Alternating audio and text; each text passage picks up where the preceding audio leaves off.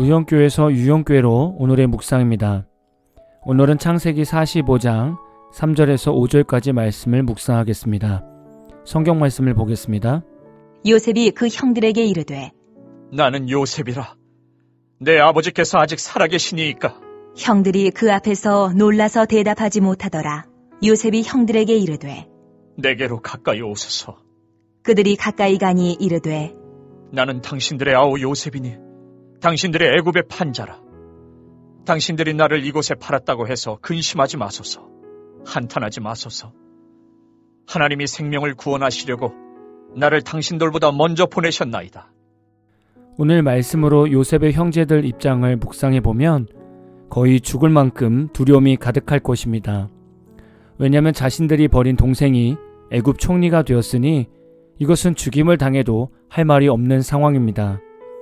요셉은 형들에게 애굽에 판 동생 요셉임을 밝히면서 아버지의 안부를 물었습니다. 형제들은 이 말을 듣는 순간 아무런 대답을 할 수 없었습니다. 그냥 두려움이 가득 찬 상태였습니다. 이 상황에서 가장 중요한 부분이 무엇일까요? 형제들에게 가장 관건은 무엇일까요? 형제들의 생각에는 과연 요셉의 마음에 어떤 마음을 품고 있을까를 궁금해했을 것입니다. 만약에 요셉의 마음에 과거 아픔이 해결되지 않았다면 요셉이 이렇게 말할 수 있을 것 같습니다. 형들 보셨죠? 제가 꿈꾼 대로 다 이루어졌죠? 감히 저를 팔으셨어요? 이제 제가 형들을 심판할 시간입니다. 어떻게 죽여드릴까요? 라고 말하지 않겠습니까? 그러나 우리는 요셉의 삶을 이미 보았습니다.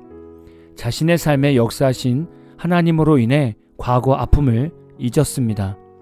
그래서 첫째 아들 이름을 이즘이라는 므낫세라고 하지 않았습니까? 그리고 자신의 과거를 회복시키는 것뿐만이 아니라 더 창대하게 하셨다고 고백하면서 에브라임이라고 둘째 아들 이름을 지었습니다.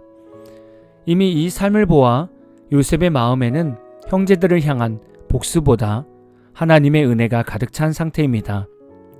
창세기 45장 5절을 보면 당신들이 나를 이곳에 팔았다고 해서 근심하지 마소서. 한탄하지 마소서. 하나님이 생명을 구원하시려고 나를 당신들보다 먼저 보내셨나이다. 요셉이 형들에게 버림받은 것은 하나님께서 가족들보다 먼저 이곳에 보냄을 받기 위해서였음을 고백합니다. 우리도 삶을 돌아보면 불신자 가족에서 꼭 혼자 먼저 예수를 믿는 성도가 있습니다. 이렇게 되면 불신자 가정에서 혼자 예수를 믿는 것이 얼마나 힘든지 모릅니다. 사탄의 내적, 외적 공격도 심해지지만 가족들에게도 핍박을 받게 됩니다.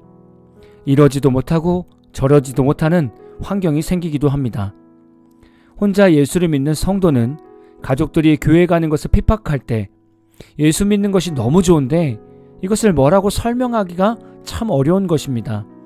그래서 많은 성도들이 아무 말 못하고 늘 눈물로 가족들을 위해 기도하는 삶으로 살아내는 겁니다. 그러나 오늘 말씀을 의지하여 선포한다면 이렇게 불신자 가족을 위해 보이지 않는 곳에서 힘써 기도하는 성도님의 가정은 반드시 가족들을 구원의 길로 인도하는 통로로 쓰임받게 될 것임을 선포합니다. 혹시 말씀 묵상을 듣는 성도 중에 이런 분이 계시다면 말씀을 의지하여 힘내십시오. 반드시 성도님의 기도로 가족 전체를 구원받게 할 것입니다. 요셉의 인생을 보면서 우리는 예수님의 삶을 보게 됩니다. 유대 종교 지도자들은 예수님의 강력한 영적 파워 때문에 질투가 일어났습니다. 많은 사람들이 예수님을 따르기 시작하니 자신들의 권력이 무너지는 것 같은 불안감이 생겼습니다. 마치 요셉의 형들이 이런 마음이었을 것입니다. 자신의 모든 것을 다 요셉에게 뺏길 것 같은 불안감이 있었던 것입니다. 유대 종교 지도자들은 예수님을 죽일 계획을 세우고 가룟 유다를 통해 예수님을 은 30에 팔게 했습니다. 형들도 요셉을 이스마엘 상인들에게 은 20에 팔았습니다.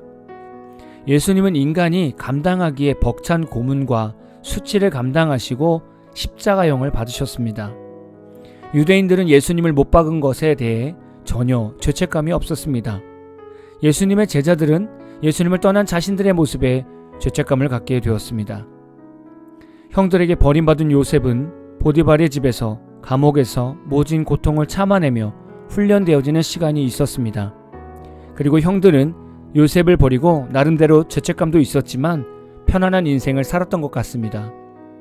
예수님은 모두의 생각을 깨고 3일 만에 부활하시고 제자들에게 찾아가셨습니다. 죽었던 예수님을 본 제자들은 너무나 무서워했습니다.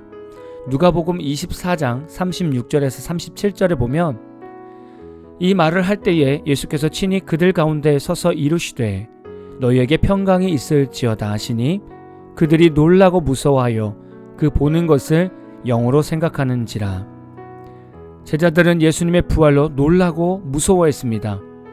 요셉의 형들도 예수님의 제자들의 심정과 비슷한 두려움과 무서움에 빠졌습니다. 예수님은 요셉과 동일한 하나님의 목적으로 이 땅에 오신 것입니다. 예수님께서 이 땅에 먼저 오셔서 모든 사람의 죄를 위하여 죽으심으로 우리에게 구원의 길을 여셨습니다. 가룟 유다가 버린 것이 아니라 하나님께서 예수님을 버리셔서 구원의 길을 여신 것입니다. 요셉의 인생을 보면서 예수님의 구원을 발견하게 됩니다. 요셉은 형제들이 버린 것이 아니라 하나님이 버리셨고 가족의 구원의 통로로 만드셨습니다. 예수를 믿다 보면 버림받은 마음이 들기도 합니다. 그러나 이 아픔 뒤에는 반드시 놀라운 구원의 역사가 있습니다. 저와 여러분의 삶도 요셉처럼 예수님처럼 누군가의 구원을 위해 오늘도 외로운 길을 걸을 수 있다고 봅니다.